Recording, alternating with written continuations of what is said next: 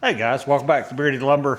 Today's video is going to be a quick one. It's Saturday night, our third Saturday of the month. We always have our live stream for RC Roundtable, and that'll be tonight at 8 o'clock. But I got some other things to cover, so come right back. We'll go over them real quick, and we'll get out of here.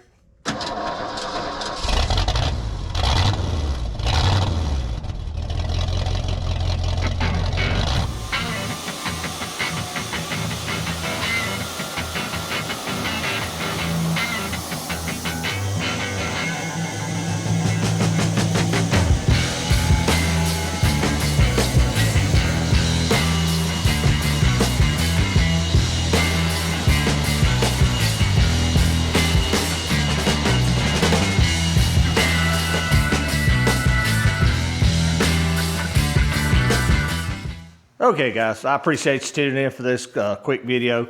I normally use these to do kind of a monthly update. It seems like it comes by real quick, but we've had a busy month. Had a breakdown. We lost 3 or 4 days of sawing because of it.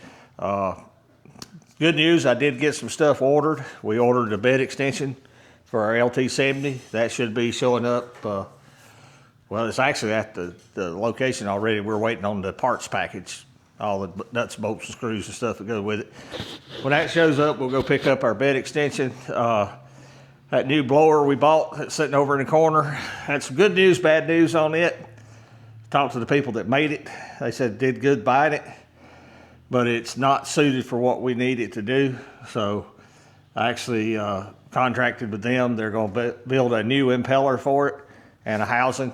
And we're going to change the whole way that thing was designed, and it'll be perfect for what we need. He said it'd be perfect. It'd last many, many years. So that's going to cost a little more money than anticipated, but it's a brand new blower, never been plugged in, and we'll have a brand new impeller and housing specifically suited for our needs, our elevation, and wet sawdust.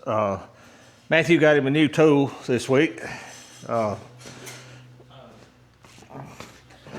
We've been using, got too far away. Been using this. It's an old cheap hammer. Somehow or another I broke a claw off of it. Matthew's been using it like a hookaroon and liked it. So we just bought a new one from Logrite. It's already beat up, been well used. I like it, it's handy. When you're sawing big slabs, sometimes they lay just in such a way you can't get them to break loose, and you can pop it with that and pull it right off the log. If you don't have one, I'd recommend it. Handy tool to have laying near the sawmill. I can't show them to you because they're up on top of the hill, but we started sawing 16-foot long 2x6s for our building edition.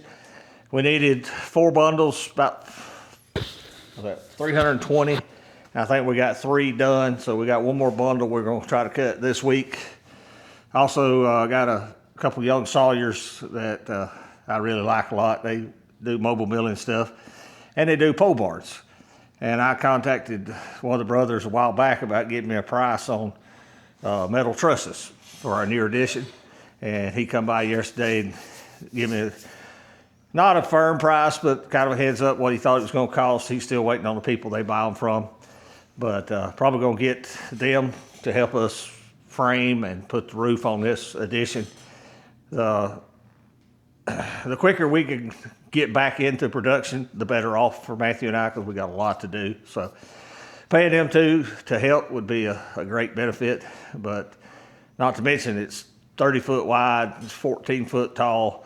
You know, there's a lot of work, especially for 2 people. So I think the last thing I was waiting on is a price on the header for the door opening, because we're going to do a 32-foot door opening. That takes a big header to do that. So what's the point of having a sawmill that saw 32 feet if you got a 20-foot door? So that's just part of it. Yard really hadn't changed much since last month, other than we sawed a mountain of wood. We still got the white oak to do. We still got the white pine to do. We've sawed real heavily into our inventory pile. We did have 5 bundles, and We was down to about 4.5, 4.25 because I sold some of it green before we got it dried. I sawed some this morning. So we probably need to saw another 4,000 or 5,000 feet of pine inventory, and then we're going to jump back on these customer jobs. Kiln is just overloaded. I'm telling you, we've got a load that come out last week of hardwoods. Most of the customers picked up the stuff that needs to go home with them. We kept all the stuff that needs to be tongue and grooved. We got 2 or 3 jobs of that. The kiln's loaded up with tongue and groove. The next batch will be tongue and groove, and the next 2 after that will be tongue and groove.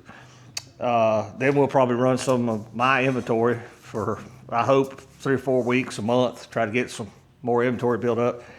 And then we've got a batch of hickory and oak to run. Had a customer come up last weekend, dropped off a bunch of hickory they had sawed some time ago.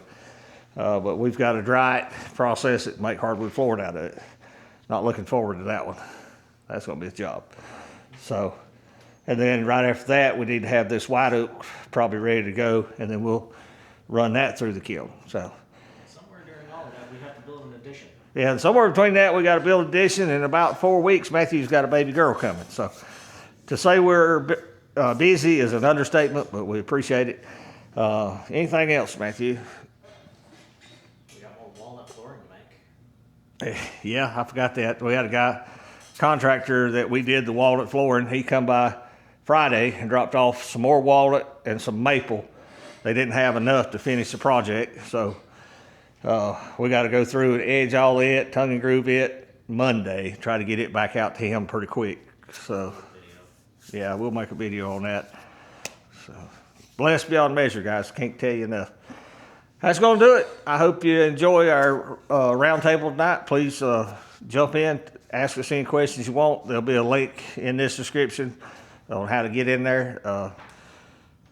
That's going to do it. Thanks for watching, and we'll see you back at the mill. Thank you for watching. Here's a video selection and a playlist suggestion. Click here to subscribe for more great content. We'll see you at the mill.